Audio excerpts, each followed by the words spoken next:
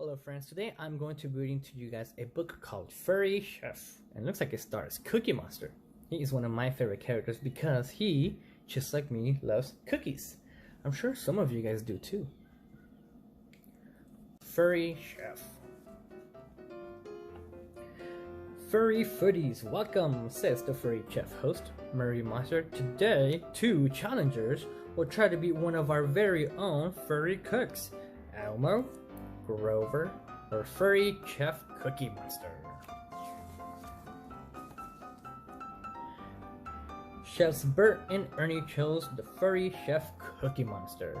Who, me? Says Furry Chef Cookie Monster. He seems surprised. Oh yes, me. Me ready to cook. Murray tells the competitors that today's challenge is to make lunch. He seems excited. Bert's team has only one can of tomato sauce to cook with. This is a great ingredient, says Ernie. Too bad there's no can opener. Cookie Monster's only ingredient is dough. Uh-oh, he made cookies for the last lunch challenge. This is a disaster. Chef Ernie knows there is only one way to win this challenge, and that's together. All three furry chefs join in to help.